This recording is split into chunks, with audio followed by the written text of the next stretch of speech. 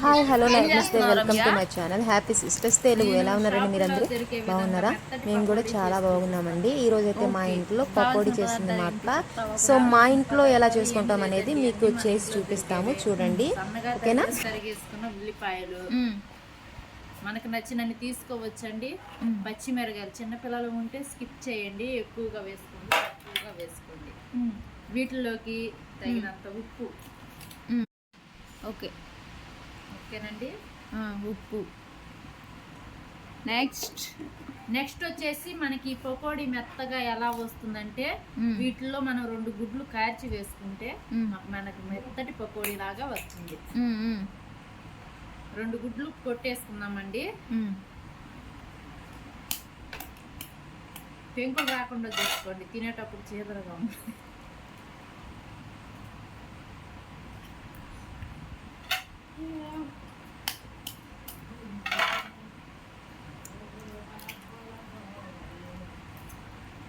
ఓకేనండి, ఇవన్నీ ఇప్పుడు మనం మిక్స్ చేసేయాలి. దాంట్లో కారం వేయరా? కారం వేసుకుంటే వేసుకోవచ్చు, లేకపోతే వద్దండి. మనకైతే కారం నచ్చదు. దీంట్లో అయితే పచ్చిమిరకాయలు ఉన్నాయిగా, సరిపోతాయండి మనకి. కలుపుకోవాలండి.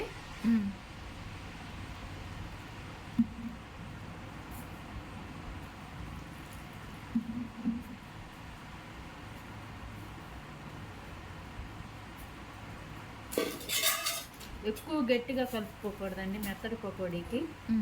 కొద్దిగా లూజ్గానే ఉండాలి. లూజ్గా అంటే మరీ ఎక్కువ లూజ్ కాదు. నేను చూపిస్తాను.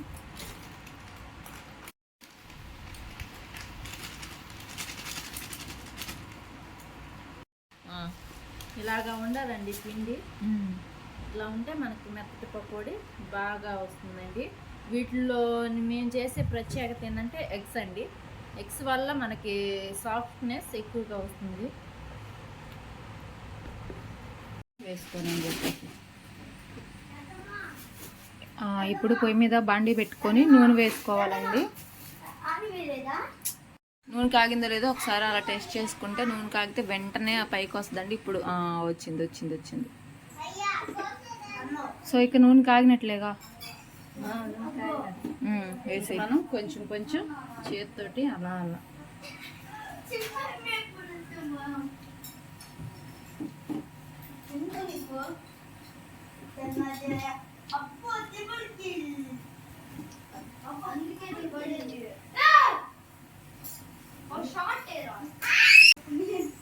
చూడండి. ఇప్పుడు ఇక బ్రౌన్ కలర్లోకి వచ్చినాక మనం దీన్ని తీసుకోవాలి.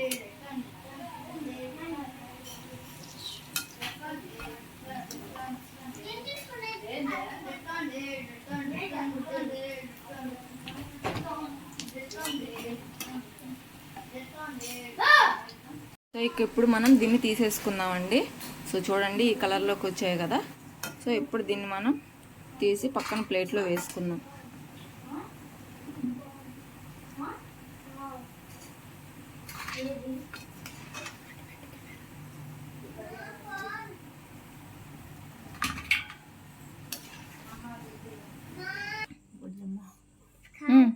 కాలుతుంది.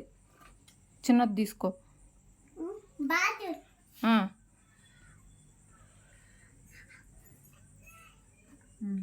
బాగుందా? ఎలా ఉంది రాన్వి? సూపర్గా ఉందా?